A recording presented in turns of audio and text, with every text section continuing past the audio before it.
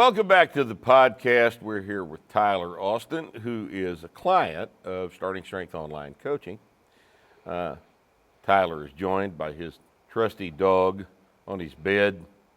What's his name? Tucker. Hi, Tucker. He's a year and a half old. He's a good-looking hound. He sure is. Oh, everybody knows.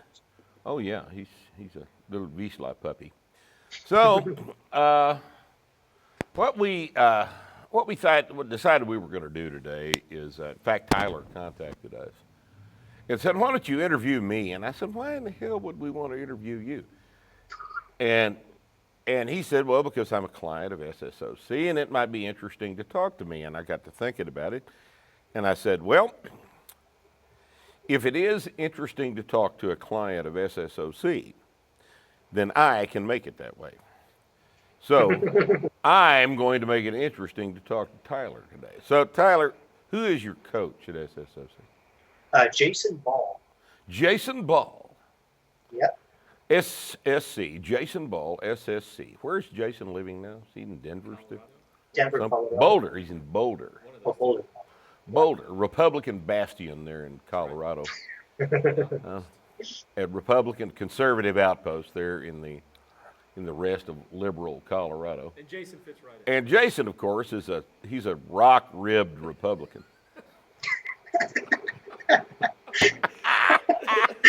I've always wanted to say that. Oh, God almighty. So Jason's your coach. So, well, before we dive into what's going on with you and Jayson, and I'm not sure I want all those details, but what's your background, Tyler? What have you been doing the rest, previously to this? What brought you to SSOC? What keeps you at SSOC? What's your background? Were you a high school athlete? Are you just a kind of a, freshly minted 30-year-old fat guy that decided he wanted to start training? What's the situation? Well, when I was younger, 14 years old or so, I went to something called the Hesser Cadet Academy, which is a police academy, which is a police cadet academy for like young teenagers, like 14 and like 18, for kids who are thinking about going into the police force or maybe even the military. And of course, this is like a 10-day program. It was a legitimate program. It certainly wasn't a joke. So part of the program, of course, was, your standard military, police, PT. So it was all calisthenics and running and all that. So that was really my first exposure to I guess, exercise or whatever. And, knowing I was going to go into this and knowing this was going to be part of the program, I quote unquote trained for this. And, got to myself where I could do, 200 push-ups, no problem. I could run a few miles. And so I went into the program. Of course, their indoctrination to exercise was all calisthenics and running, and that's how you become, physically prepared or, gym fit, class. Whatever. Yeah, gym class. Essentially. And, of course, I heard all kinds of things. You don't want to be too big or stuff like that. That'd get so many people killed. And kind of when you're too big and too strong, why that's I know. Might as well paint a target on your back. Size and strength doesn't matter in a fight, right? Oh no, really? God, no, no. Of course not. What idiot ever dreamed that up? I mean, because fighting somebody who's 130 pounds is different. Is the same as fighting someone who's 230 pounds. Sure, it's exactly the same. It's all just skill, technique. And unfortunately, kind of compounded, I started to believe all this kind of stuff. And so, after this program, I did mostly calisthenics and running and all that. And then I got into kettlebell training for a little while too. Really weird stuff, like one-legged squats while balancing on a kettlebell, while holding a kettlebell in my other hand, all that sort of nonsense. Then I went back to calisthenics. That got boring, so I went back to calisthenics. So fast forward to November, December of last year, James Yeager actually started doing videos with you with you, and so I would describe the program and all that. And James Yeager is somebody I really respect in his industry, firearms training industry. I realized that what I was doing before and what I believed before was completely ass backwards, and that this was a completely, logical, reasonable, even scientific approach to training. Well, and let me ask you a pivotal question. This is a terribly important question.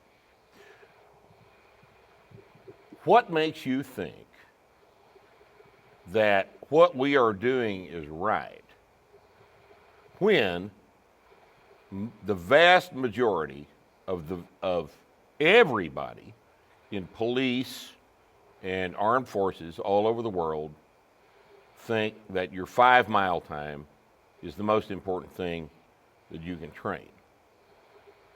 Well, quite frankly, after reading the book, especially everything in the book, especially not only just the how, but maybe even the more important question, the why. Everything was logical, right? It was a logical approach to becoming stronger and just more generally physically prepared. But right, and we've designed it to be that way, and that's the assumption from which we have always proceeded, is that logic is an important measuring stick for anybody's recommendations about anything. But Tyler, all of the cops and all the military don't do it our way. And the reason I'm pointing this out is because this past weekend at Long Island, as usually comes up in the Q&A, we had some questions that caused me to sit down just a second and say, here we are asking you guys to bite off quite a big departure from the norm. Okay, you are with Starting Strength Online Coaching now, and you've been, you've thought enough of this analysis and thought enough of this method to have spent money with us on it, and as a result, you've gotten stronger. You've enjoyed your experience, but what possesses a person? What I'm saying is, the vast majority of the human race is perfectly content with doing that which they perceive other people have been successful with.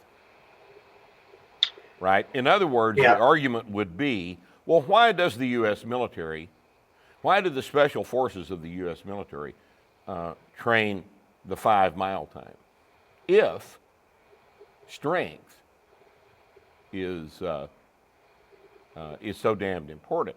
And I realize I'm kind of cutting through your historical revelations right now, but I wanted to go ahead and ask this to a guy who's just gotten on board with us, and who is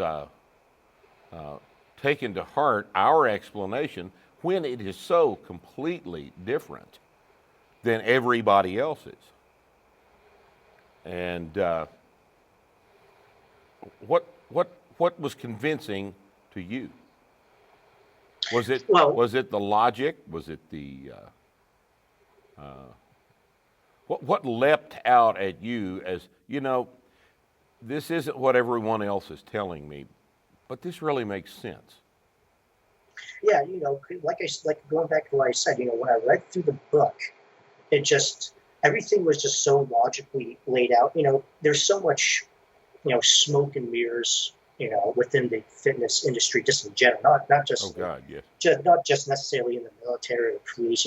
Really, they're no different than anyone else who has any, physically demanding job.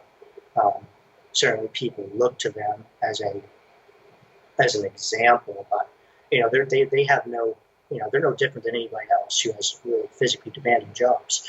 But like I said, when I went through the book and listening to you I really started to learn that just because um, they're doing it and other people doing it, and the entire fitness industry is focused on other things, doesn't necessarily mean it's right. And here's why, right? Right. And and one thing that I really liked um, about the program in general was the programming aspect of it was so well laid out and so simple, and it was and not only is it simple, and it's proven to work, right, through everybody who's put it through, that it was just so simple to me that this is what I need to be doing, right? Because when you're doing, like, one big problem about my training history, I guess you could say pre-starting strength, was the programming aspect, right? You get a bunch of exercises, whatever they were, push-ups, those, but how do you program these, and how do you program these so that way you know you're making progress, right? Is the progress based on whether or not I can do an extra push-up tomorrow that I was able to do yesterday? Is that really progress? Or, and some people put progress into a more of an aesthetical aspect, where, well, maybe my abs are a little bit more visible today in the mirror, right? Right. So this logical approach to training and the scientific, right? And you talk about this a lot, the scientific approach of human adaptation, which you really hit on in the book, right? This is how we adapt, right? This is how humans adapt, right? And this is how we apply this to strength training, right? And it just really made a lot of sense to me. It was reasonable, it was logical. It was, and I bought into it. We've tailored it to be that way. What is your educational background? Well, right now I graduate high school. Of course, I'm also an EMT, and right now I'm a apprenticing to become a barber. Actually, how old are you? I'm 22. Well, you're just a little snotty-nosed kid.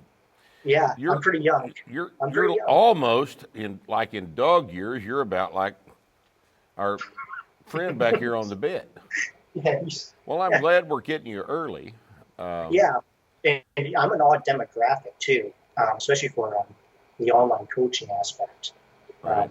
Most you're certainly a younger client than the vast majority of SSOC coaches deal with. That demographic skews up toward mid-30s and 40s and 50s. And you probably are one of the 5 youngest people involved in the whole method. And one of the reasons for that is kids your age typically don't have enough money to do this. But more importantly, kids your age already know.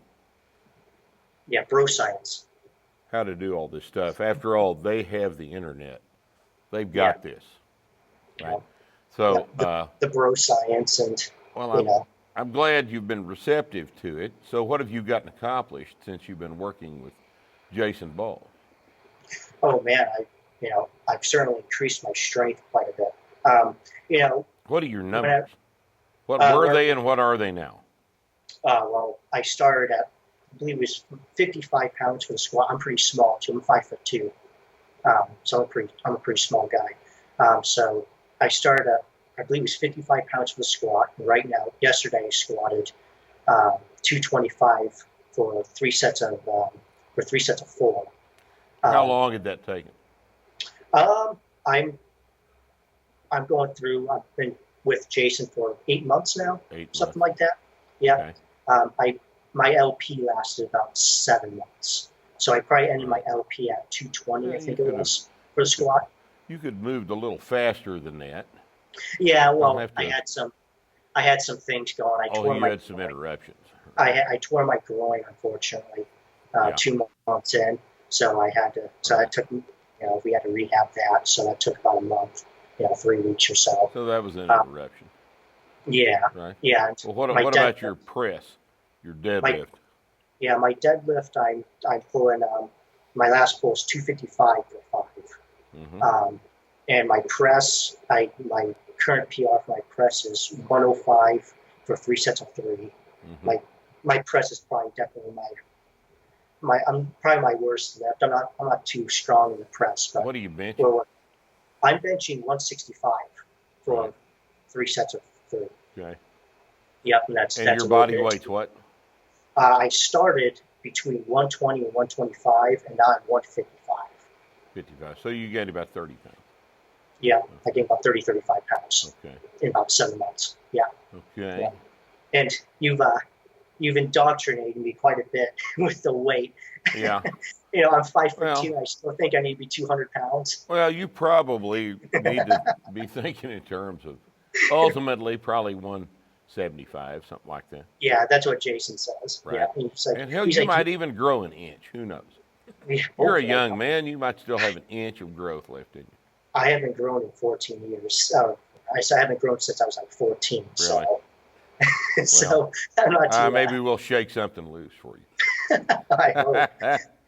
Well, how have you enjoyed your time with Jayson? Is he fun to interact with? And oh, he's a fantastic coach. He really is a fantastic coach. Me and him get along really well. Good.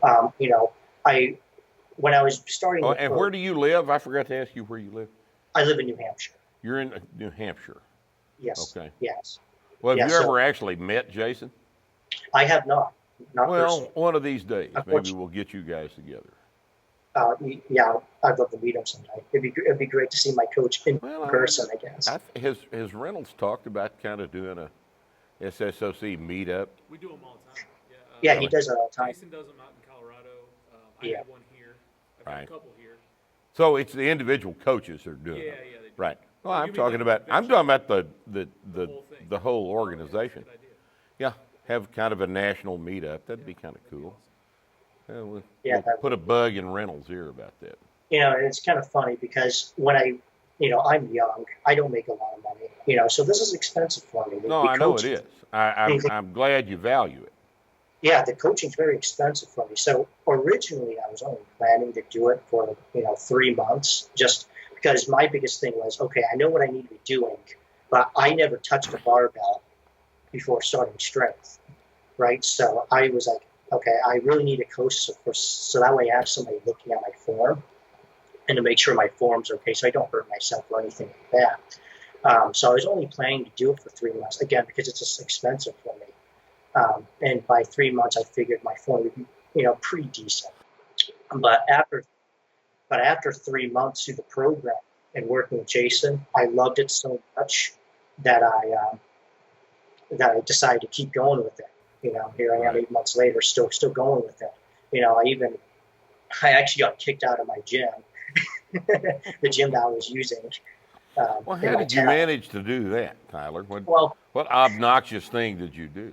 It's a funny story, actually. So I joined the gym. I needed a gym to do this, and I knew I was going to do the online coaching. So, listening to you and Matt Reynolds and stuff, I knew what to ask them. So I went in there. I was like, well, can I use chalk? And I have an online coach, and I need to video my lifts. So am I allowed to video my lifts here? And, I asked several people, the manager and other employees this, and they all said yes. So I was like, okay, well, I guess this will work. And I foolishly, thinking back, bought 18 months membership there, and just upfront bought 18 months. And unfortunately, that didn't last too long. 3 or 4 months in, they banned the use of chalk. And it was okay for 3 or 4 months, and then suddenly one day they just decided to ban chalk. Suddenly one day it's bad for people to hold on to the bar securely. Which is really bad for me because, like I said, I'm 5'2" and I have small hands. My hands get really sweaty, so holding onto a bar with sweaty hands doesn't work for me. I think they went over to me and told me I could no longer film my lips anymore, so they could get rid of me. What's the name of this gym? Fit Lab and Fit what? Fit Lab. Fit Lab. Yep. In New Hampshire. Yeah, it's a regional gym. They're all over New Hampshire. I think in Massachusetts too. Well, everybody knows now. Yeah, and of course, we were arguing back. Me and the manager were arguing back and forth. He was, trash talking my online coach and going, oh, but we have coaches here that can coach you, and the guy. And the guy told me, he's like, listen, I have every certification there is. I was like, okay. I was like, okay. I was like, and I politely asked him, like, are you a starting strength coach? And he told me yes. I was like, yes, I'm that too. I was like shocked. I said that. Lab in New Hampshire. And I was seriously shocked that he said that. I asked him again. I'm like, wait a minute.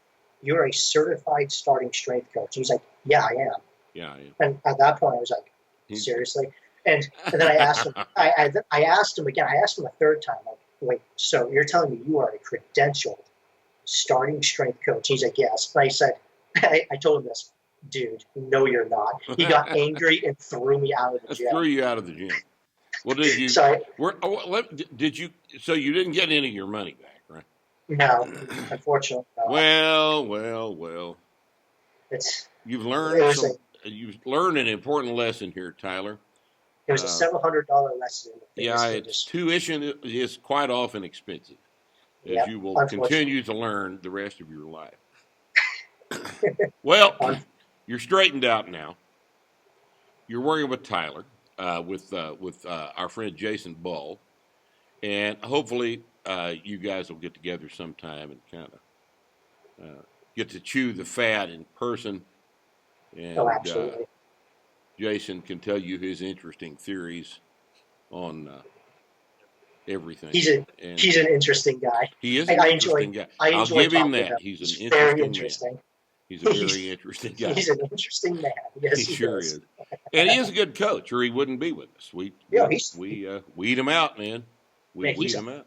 He's a fantastic coach. Well, you keep going with this, and we'll check in with you here in several months and see how you're doing. Yeah, okay? Absolutely. And congratulations on a good series of decisions, at least with regard to starting strength coaching. Yeah, it's easily the best decision I've ever made. Good.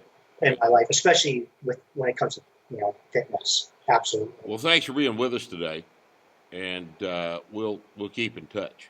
And yeah, thank you so much. You keep training. You take care. And thank you for joining us on the podcast today. We'll talk to you next time. Bye-bye.